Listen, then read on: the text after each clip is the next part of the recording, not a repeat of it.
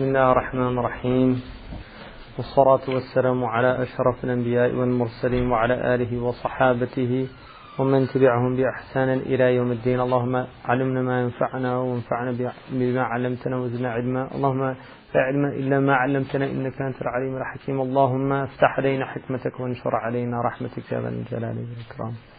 وصل اللهم على سيدنا محمد وعلى آله الكرام ولا حول ولا قوة إلا بالله العلي العظيم.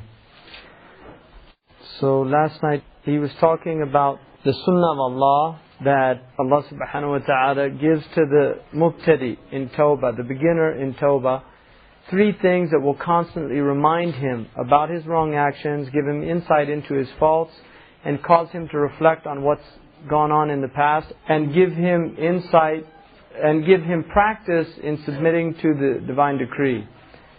The first one, he said, was the fact that his creation will blame you, find fault in you. The second one is that his nafs will become unbearable. The increasing unbearability of his self on him due to its fickleness, obsessions and defiance with the passage of time. And then Tawajjuh al-Balaya, the third one, is the fact that he will direct at him tribulations and calamities.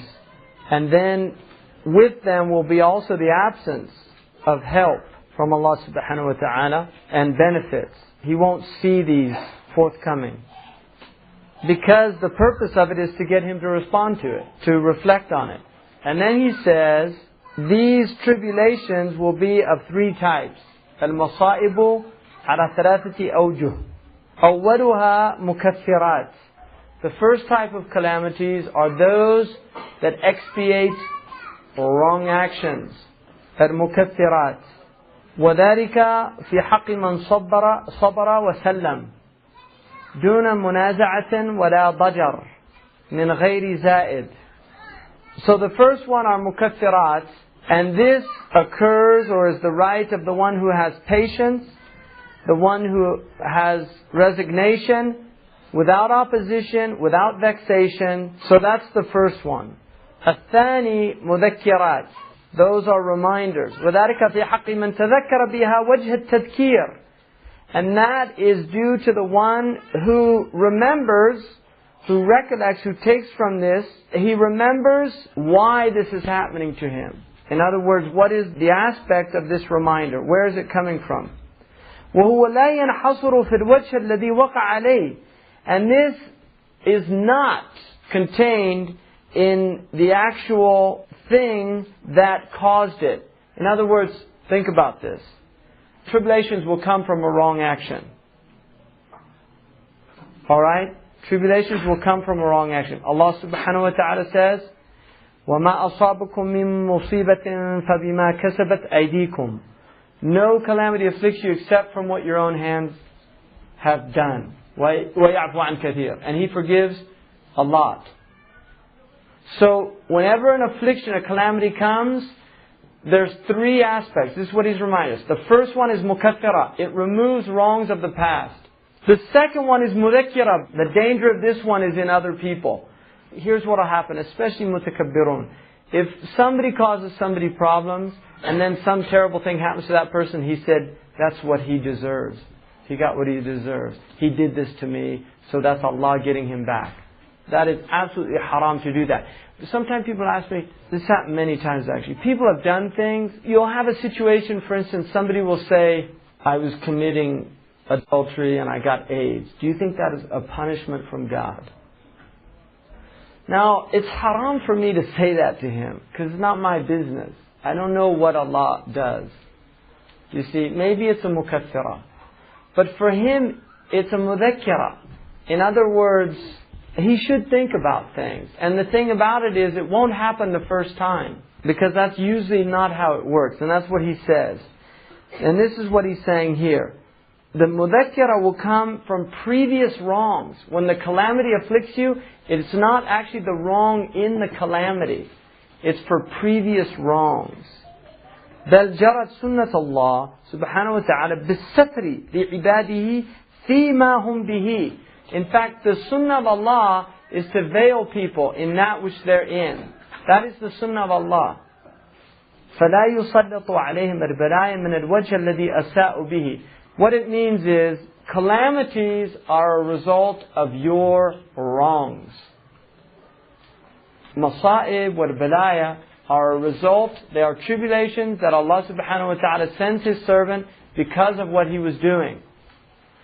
But the tribulation will not afflict you in something that you were doing at that time. The tribulation actually comes for past things. Because it's not the sunnah of Allah to try you in that thing in and of itself, in the disobedience. Generally. So, in other words, when some calamity happens, what you say, why is this happening? That's an important question for you as an individual to ask yourself. Why is Allah doing it? And one of these people asked me, we're having this problem, this and that. And I said, you know what? You all need to meet and just ask yourselves one question. Why is this happening to us? Why? And nobody will ask that question. They'll let things just happen again and again, and they won't ask that. Why is this happening? One of the things that people will do, very common, just to give you an example, it's a very common thing. People will get into the same relationships with other people. You'll have somebody who'll say, every time I get a friend, he does the same thing to me. Every time. I've had this friend, this friend, this friend, this friend. They all did the same thing to me. They think it's the other person. And this is the point. You have to learn the lesson that you're being told at any given moment. It's all about you. This whole thing is about you. Each one of you. The whole thing. Even my being here right now, talking to you, is about you. It's not about me. But that's the truth. Every single one of you, this whole thing, Allah is doing it all for you. And that's the miracle of the world we're living in. The whole thing is for you. Everybody, it's all for you. Allah is doing that. And at a certain point, you begin to realize why He's doing that. He's doing that to teach you that it's all for Him. You see, you have to go through that stage. You have to go through that egocentric stage, because at that point, that's going to force you back to yourself in a real way. In other words, there's two types of egocentricity. There's a type of egocentricity that's always projecting outward. And then there's another type of egocentricity that always begins to project inward. And that's the beginning of spiritual development, where you actually turn inward. You do recognize, yes, this is all about me, but I can't project out anymore. I can't blame it on all these people. It's all his fault. The reason I'm unhappy is because this person, my parents were toxic parents. I read this book, now I know why I'm all messed up. These type things, this is the self-indulgent Western infantile nafs. And at a certain point you have to give up that. And at that point spiritual development starts happening. But it's still egocentric. What he's doing here is it's all about dismantling this ego. But you have to get to that stage where, yes, it is all about you. And you have to start seeing creation as all happening to teach you. It's lessons that you have to learn. The thing about school, one of the tragic things about Western school, which is now the dominant paradigm all over the world, is that you can just keep going ahead even if you don't really understand the material. They'll just let you go to the next grade. In Allah's madrasa, that doesn't happen. You get the same lessons like Kumon, mathematics, Japanese math. Until you get 100%, they give you the same lesson over and over again. You get the same lesson. Allah will give you the same dars over and over again until you get the point. And the thing about the Sahaba, they got it immediately. They did not wait for another lesson. That's why there's no repeat of Uhud. Look at the seerah. There's no repeat of Uhud. They got the lesson. We don't get the lesson, so we get the repeat. Bosnia, Kuwait, Kashmir, Philippines, wherever. It doesn't matter. It's the same thing over and over again because the Muslims don't learn. So Allah keeps giving us the same lesson over and over again. Sabr, yaqeen, mujahada. They're basic lessons. We haven't, sabr, after tawbah, sabr is the first maqam. We haven't made tawbah and we haven't gone into sabr. So we're getting all of this mudhakkirat. They keep coming. In other words, the mudhakkirat are not about that thing that you're in at the time that it happens. When the car breaks down, it's not because you were listening to music or something on your tape deck, driving down the road. That's the point.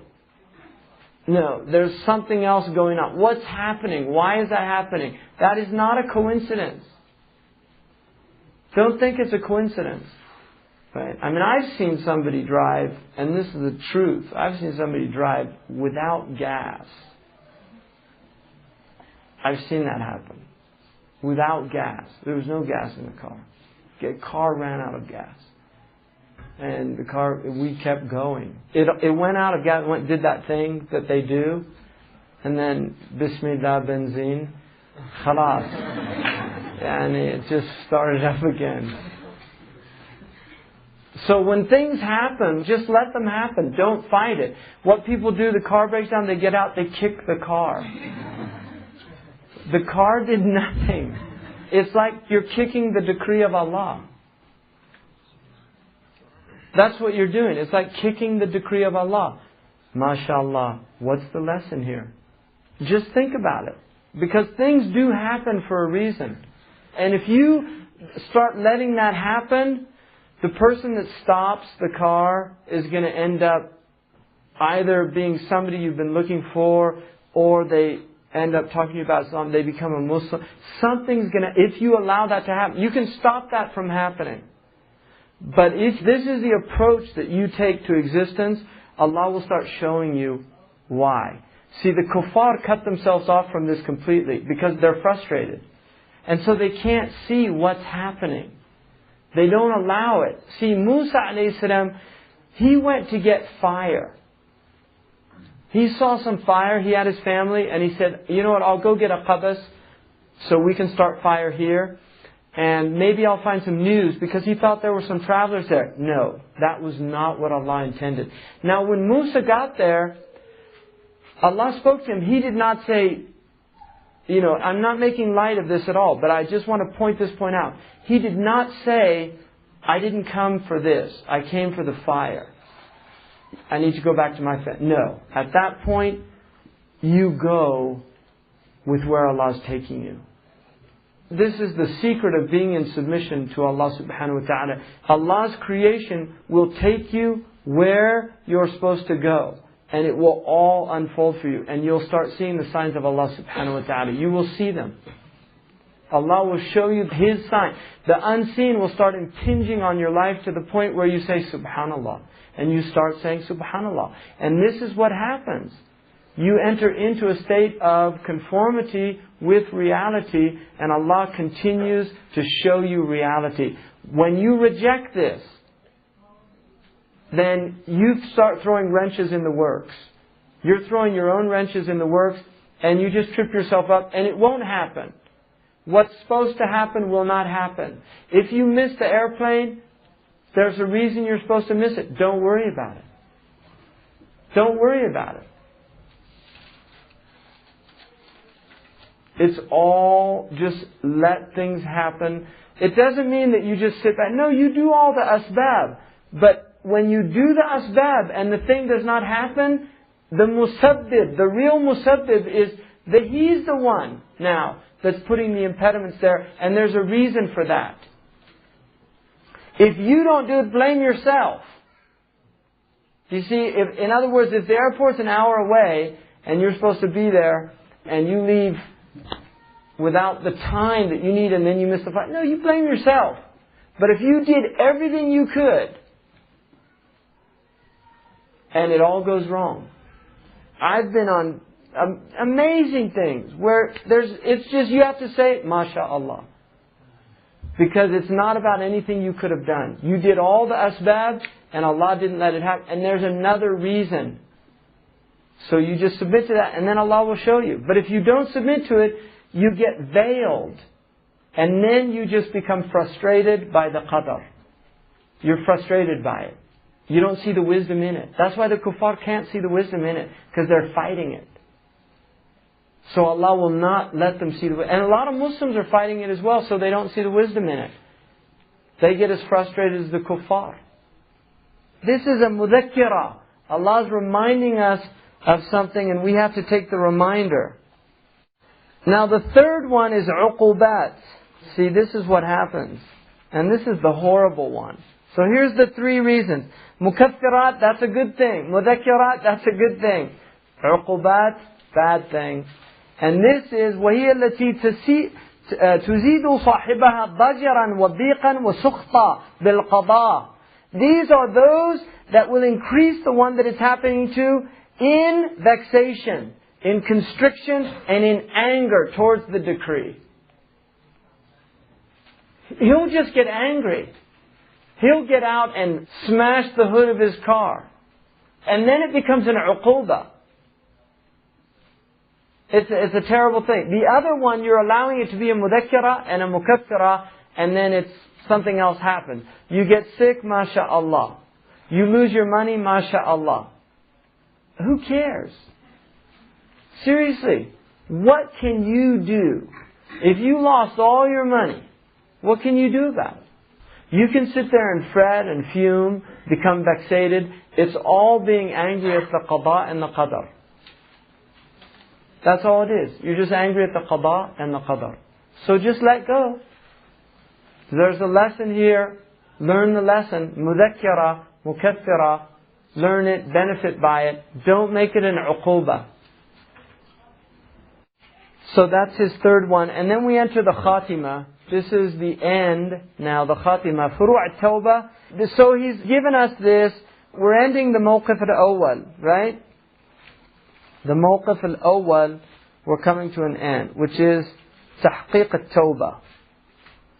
And what he's saying here, and that had qutb al-awwal was tahqiq al-niyya, qutb al-thani was radd al-madalim, and qutb al-thalith was ijtinab al-maharam. So he's finished that. He's basically giving you all that now, tawbah. This all, what just preceded was all about tawbah. How to realize real tawbah. Many of us, what's happening in our lives, it's just the same thing over and over again. Like the rat that spins the wheel, doesn't go anywhere. He's trying to get you out of that cycle. Tawbah that is real. Tawbah that's not falling back on the same patterns. Because we're like automatons.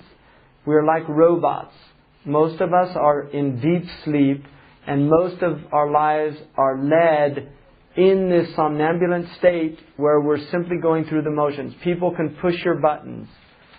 Husband and wife learn these early on in marriages. They learn buttons to push. You're just like your mother. Why do you always say that? You see? He knows. You see? Or she knows what to say. Whatever it is, people know their tapes. These are all tapes. They're pre-recorded. Usually the discs came from their parents, but not always. They're pre-recorded tapes, no copyright, they're transmitted, passed on, and then you just turn it on and you get the tape. And this is what people do. Same characters come into the mosque, every time you see them, same exchange happens. It's just tapes. That's the way most people are. They go through their lives like that. They never wake up to what life is about. They never wake up to what this is all really about. What he's saying is, wake up time is wake up call. The alarm's going off. That's what happened over 1420 years. نَسْمِعْنَ مُنَادٍ يُنَادِي لِلْإِيمَانِ. A caller came calling to Iman. Wake up. مُوتُوا قَبْلَ أَن تَمُوتُوا حَاسِبُوا قَبْلَ أَن تُحَاسَبُوا. Take yourself to account before you're taken to account. كُونُوا كَأَصْحَابِ الْقُبُورِ عِدُّوا أَنفُسَكُم مِّنْ أَصْحَابِ الْقُبُورِ. Prepare for death by killing yourselves now, your egos. Consider yourself, Sahih Muslim, consider yourself already in the graves. Do it now. Don't wait till it happens later. Do it now. This is the message of urgency. All the prophets, this is what they're saying. Don't wait till suddenly you wake up and realize it's all true. هذا ما وعد الرحمن وصدق المرسلون. This is what the Merciful told us. He said it was going to happen, and the Prophet spoke the truth. Don't wait till that moment. Do it now. That's all he's saying. That's his urgency.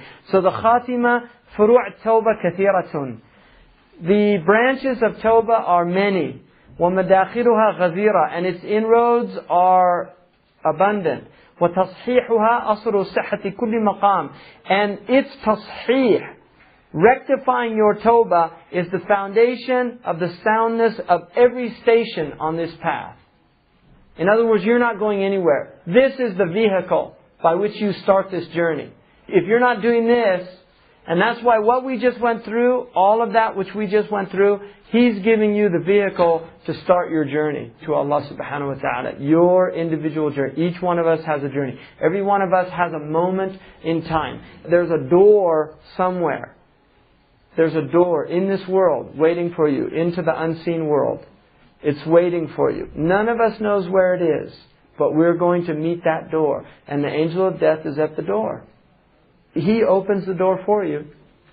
I was with, and this is an amazing thing, I was with Shaykh Abdullah Al-Qadi in Dammam. I think we prayed the Eid. And we had a flight, it was before Fajr. And it was probably about 4:30. I was in his house, he had this room for me in the back. And it was right before Fajr. I was half between sleep and wakefulness, but I was thinking about death really strongly. And Shaykh Abdullah Al-Qadi opened the door. And all my luggage was there, right there. And he said, "Musta'id lis-safar ya Shaykh." I mean, literally. He said, "Are you ready for the journey, Shaykh?" And I was looking at my luggage and looking at him. And I just realized, one day, the angel of death, he's going to come and say that. If we're lucky. Because he's nice to believers. He's horrific to non-Muslims. To believers, he's actually gentle. Because the Prophet made him promise that he would be gentle to his followers. Musta'id ya Shaykh? You ready? And I'm looking at my luggage thinking, it's your actions. That's your luggage. You're going to carry your actions into the next world. That's your baggage. And it's a real journey. Don't have any doubts about it. It's going to happen. So, nothing's going to work without Tawbah. A sincere Tawbah. Tawbah nasuh. This is Tawbah nasuh. It's not the Tawbah where you keep falling back. And don't get despaired because you keep doing that. But if you take this seriously, it works. And many people have done this. مجراها في المقامات مجرى الأرواح في الأجسام. The place of Tawbah in relation to the stations of this wayfaring to Allah is the path of Tawbah, is like the spirits to the body. It's what animates your journey to Allah. And that's why Allah loves Tawbah. And that's why Tawbah will continue throughout this entire journey. But it gets more rarefied. You keep making Tawbah. It never stops. The Messenger of Allah ﷺ said that he asked forgiveness of Allah at least 70 times a day. The Messenger of Allah ﷺ. And his wrong actions were better than our right actions. The best thing that we can do is not as good as the dhanb of the Prophet ﷺ. His dhanb is not a wrong action. It's actually a right action that is not as high as it could be. And that's the point. He was moving up in stations as well, towards his perfection. So, look at your body. It's all moving towards this perfection. Your eyes, everything, it's all developing towards perfection. It's the nature of the body. Look at the child. The child begins, it can't move. And then it starts to learn how to turn on its side. And then it begins to crawl. Nobody taught it any of this stuff. But at a certain point, this is the amazing thing. At a certain point, when the child begins to crawl, it needs to see a human being on 2 feet. It won't take that move. And that's why the wolf children, feral children, children who are raised by animals, they don't walk on 2 feet. They literally crawl like animals. Because they never saw a human walk on 2 feet. And this is one of the tragedies of our age, because it's so rare to see human beings that actually have achieved what he's talking about. Because it's hard to imagine this type of perfection. But it is possible. The soul yearns for it. It's yearning for it. It's trapped in your body, yearning for this journey. The soul is yearning for it. So he says, إِذْ لِكُلِّ مَقَامٍ أَحْكَامُهُ وَلِكُلِّ حُكْمٍ إِحْكَامُهُ. Because every station has its appropriate rulings. And for every ruling has its mastery. In other words, you learn the hukm of prayer. You learn the ahkam of prayer. Those ahkam have an itqan. They have a mastery. Think of just making your life, think of just mastering your prayer in your life, in your lifetime. Look at your prayer. Each time you make a prayer, see what does a musician do? I mean, just to you, because musicians are amazing metaphors, I think. What does a musician do? Every time they go to their instrument, these master musicians, what do? They're practicing, right? Why? To perfect. That's really what they're doing. They're not doing the same. That's a hacker. Something that does the same thing every time, that's a hacker. They never improve. They get to a certain level and they stay there. That's not what masters do in anything. The master martial artist, every time he goes to the mat, he goes to perfect his technique. He goes to increase his mastery of his art. Every time the calligrapher he wants improvement until he masters it. And the nature of most things is that there's always room for improvement. And so imagine being a person who is on the path of mastery in his prayer. Every time you go to the prayer, there's an effort to make it better than the last prayer that you prayed. Going actually with that intention. I'm going to have more presence in my prayer. I'm going to do my prayer more properly. I'm going to be aware. Somebody asked, I think it was Kareem Abdul-Jabbar, when he used to play basketball. They said, when you miss, what do you think of? And he said, too long, too short, too much to the left, too much to the right. In other words, readjust. You don't get frustrated. It's, how can I make it better the next time? And that's the way this whole thing should be. Our lives should be that. You're Arabic, when you go to improve it. Don't settle for getting to proficiency. I mean, in some things, yes, because not everything, obviously, you can't master everything in your life. But there are certain things, like one of them said, ما رأيت عيبا من عيوب الناس كنقص القادرين على التمام. I never saw a fault worse than the fault of people capable of perfecting something and they didn't do it. And then another one said, the fault is not that you have mastered everything, but that you haven't mastered one thing. That is a fault. That there hasn't been itqan. Because Allah yuhibb al-itqan, katab al-ihsan ala kulli shay. Ihsan is written on everything. And the ancients were like that. Look at the museums of the kuffar are filled with Islamic domestic appliances. The museums of the kuffar are filled with Ottoman bowls. Things that people used to drink out of. Why? Because they know that whoever made that did it with itqan. Why do they go to the Alhambra? Why do all those kuffar go? Millions every year. What are they going there for? What are they seeing there that they're not seeing? Because all this kafir architecture now is all functional. Bauhausian. What these people did, these people had perfection. The dimensions are perfect. When architects go there, that's what they see. And when non-trained people, they get a glimpse of it. See, a master poet, when he hears another master poet recite his poetry, he sees the mastery of his technique. But the person who has a feeling in his heart for poetry, he senses it. He can't see the perfect alliteration. He can't see the perfect meter and the rhyme.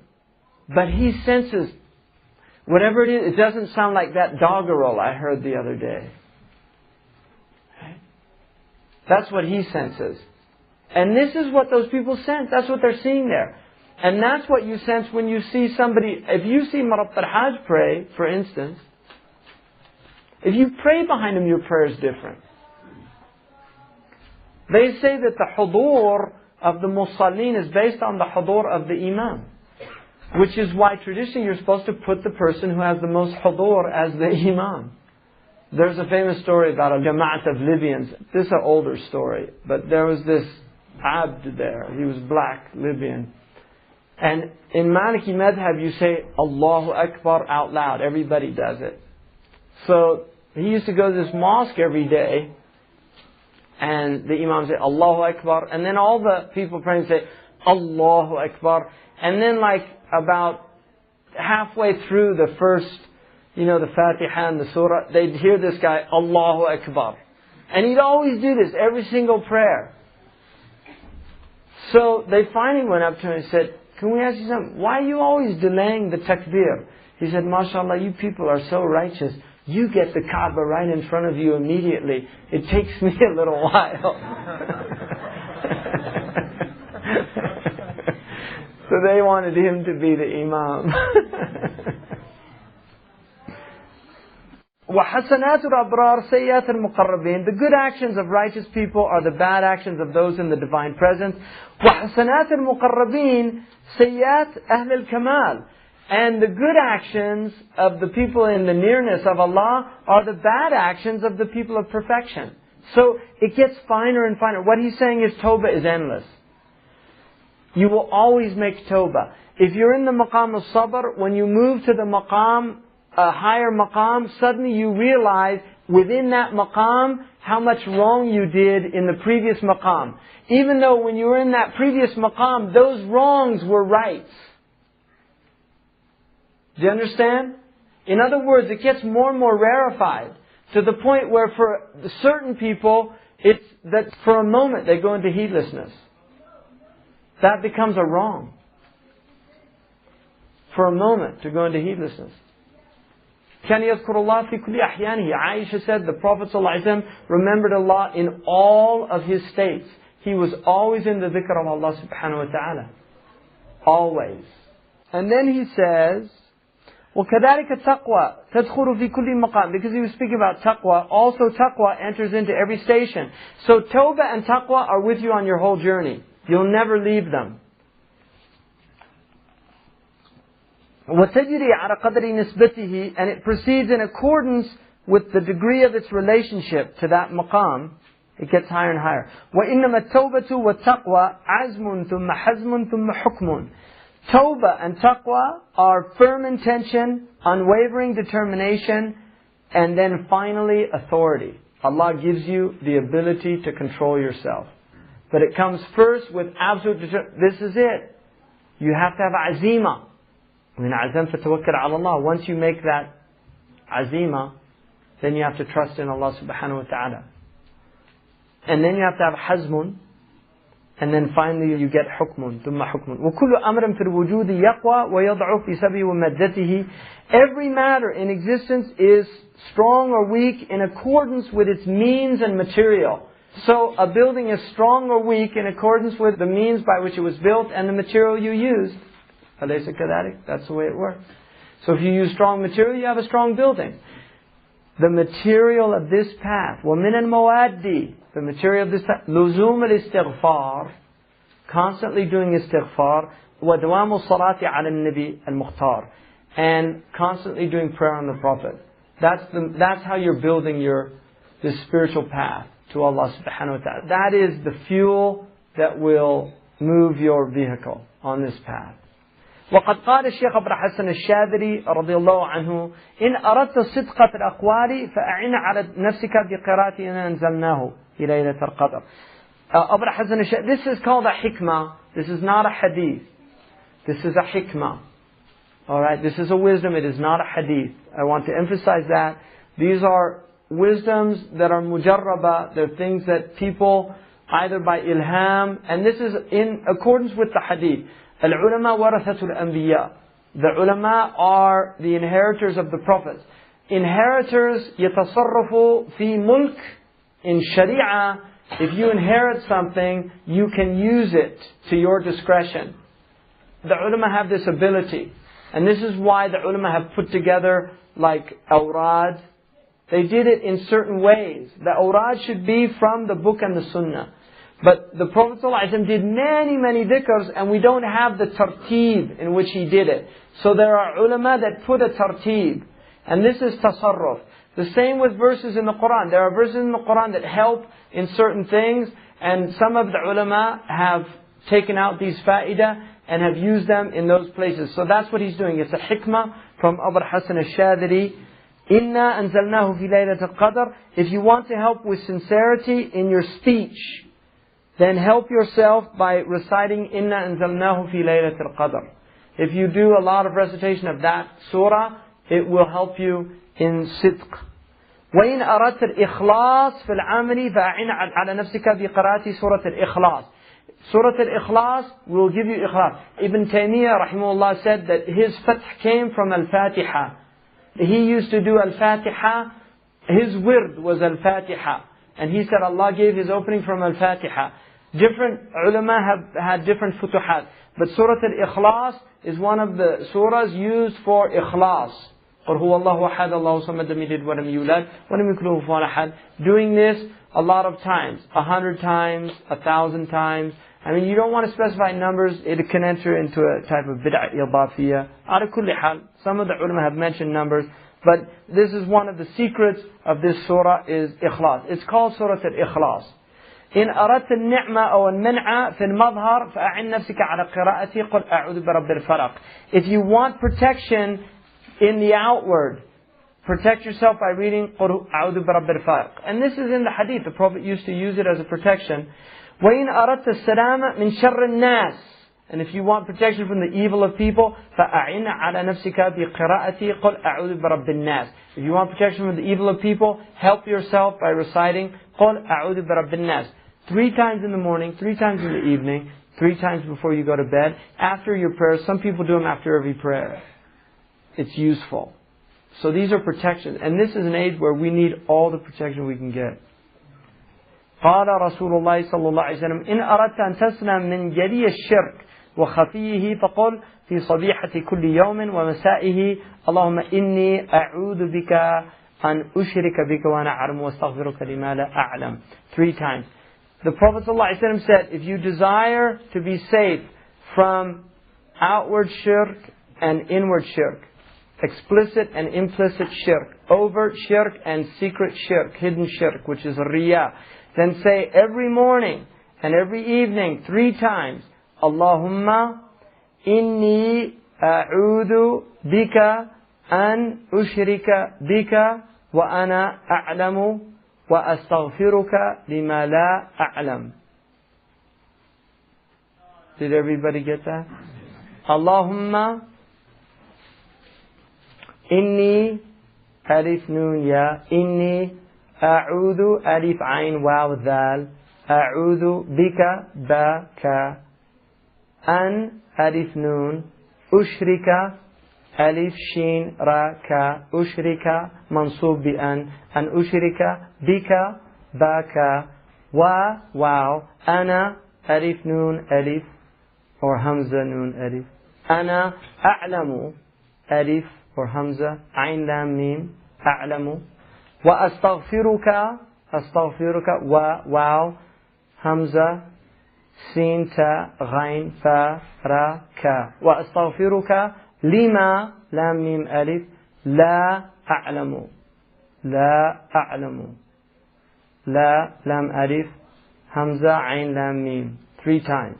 Allahumma inni, so everybody say that. Allahumma inni a'udhu bika an ushrika bika wa ana a'lamu wa astaghfiruka lima la a'lam. Allahumma إني أعوذ بك أن أشرك بك وأنا أعلم وأستغفرك لما لا أعلم.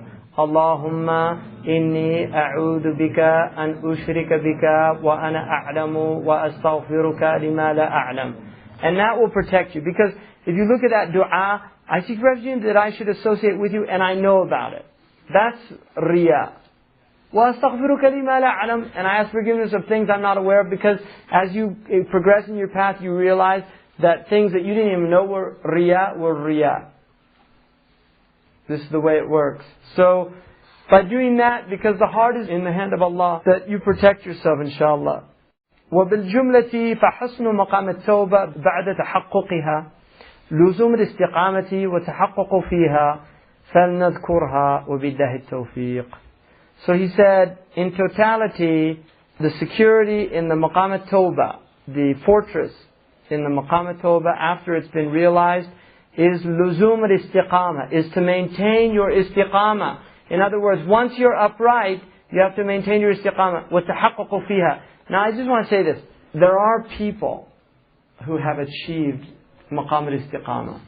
There are people that have achieved Maqam al-Tawbah. Really. I guarantee you, Murabit al-Hajj, nobody's ever heard him say anything about any other human being that was makruh. Ever. Nobody. There's people there who've been with him over 70 years. Not once did they ever hear him speak ill of anybody. Nor will he allow any ghiba in his company. He will not allow it. One student was studying with him once. In Mukhtasar Khalil, there's mentioned a type of horse that has a big head and it's slow. The Arabs don't really like it. And he said, oh, is that like the horse of so-and-so? And Murabit al-Hajj, he really got upset. And he said, Astaghfirullah. He said, I fled people because I didn't want to hear about other people. And he said, you want to study with me? Don't mention people with su. Because it's ghiba to say something about somebody's animal that they wouldn't like. It's ghiba to say something, even their car. Like you say, so-and-so's car is really lousy. That's a ghiba. That's another book, Maharam al-Lisan. You study that and you'll just weep. Really, that book will, it'll make you weep.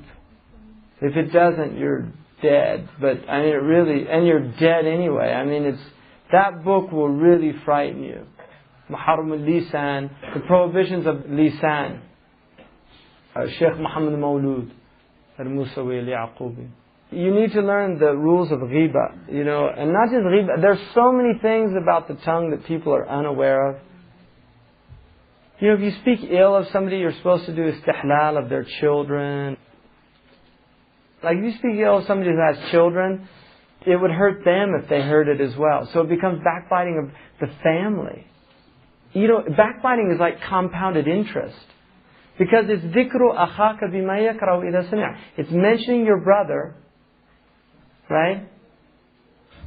ذكرك أخاك بما سمع لو سمعها أو سمعه كرها. It's making mention of your brother in something, had he heard it, he would dislike it.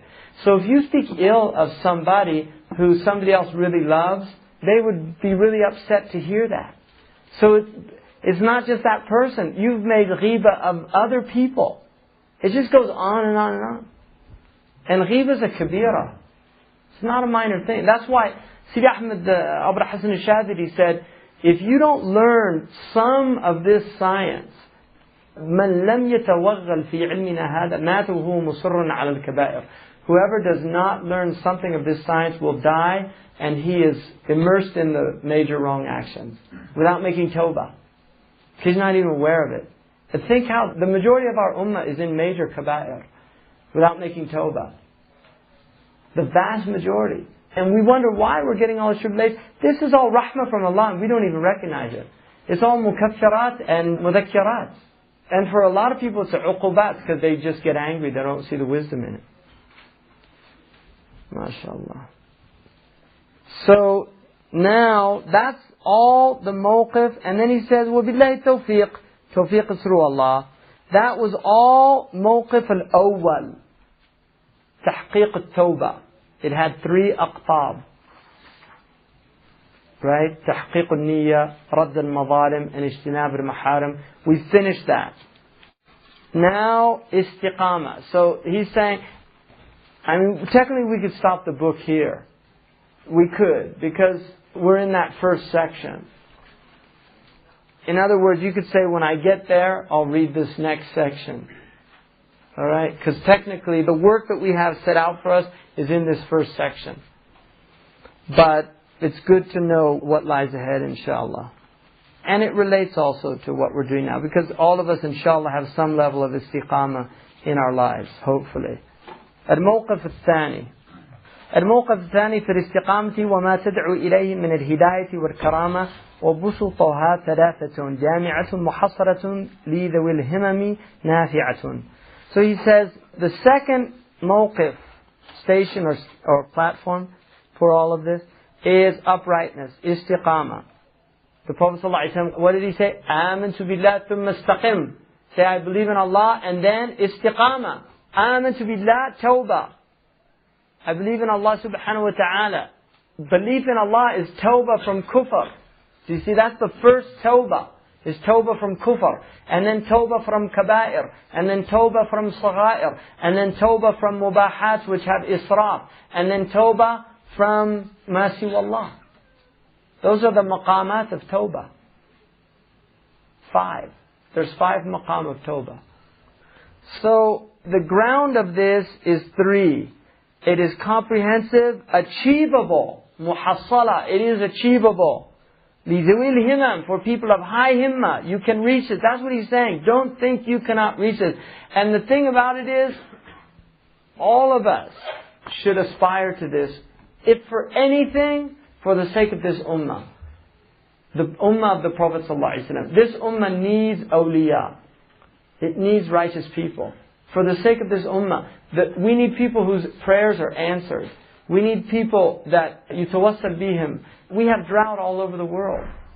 We have wars all over the world. We need people that really are awliya, that are people drawing near to Allah, that are rejecting all this materialism. There needs to be people out there who are not sending their children to kafir schools to learn the ways of kufr out of their love of dunya. That they're actually willing to change the cycle, to break these cycles. Really, we need people that are willing to break these cycles. Look at the Muslims. We are in a pathetic condition. We've never been in a more pathetic condition. And our youth are being lost everywhere. We've got debates going on in mosques that have no meaning whatsoever. It's like 2 guys arguing about how long their robes are. Your robe's not short enough, brother. What do you mean? Look, it's as short as yours. No, it isn't. And this is the type of stupidity that Muslims are engaged in right now. So, recognize that this is possible.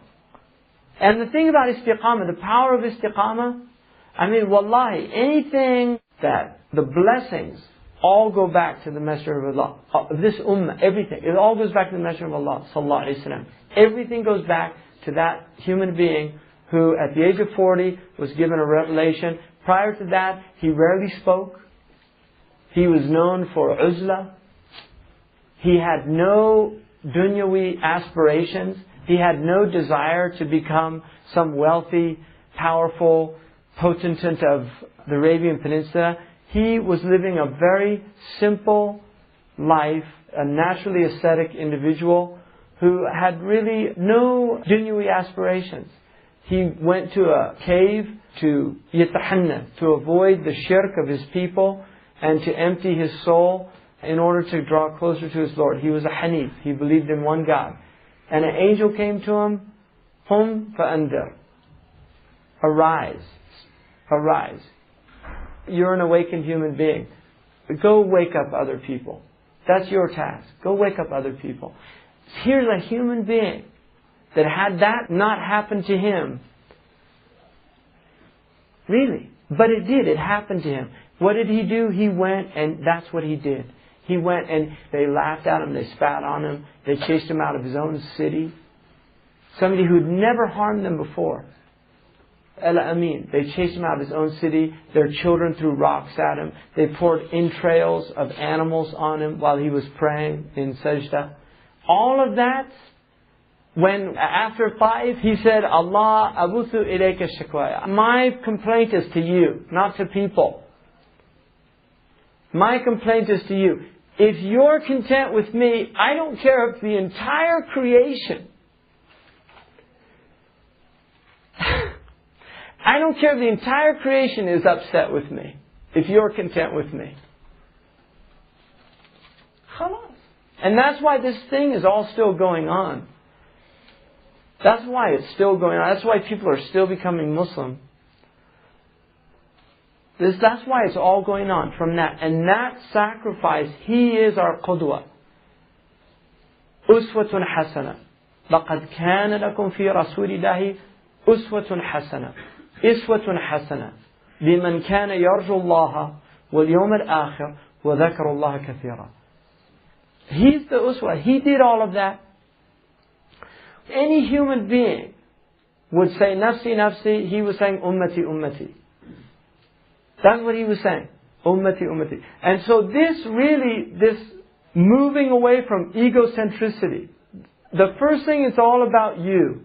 But then at a certain point you realize, look around. This is all from Allah subhanahu wa ta'ala.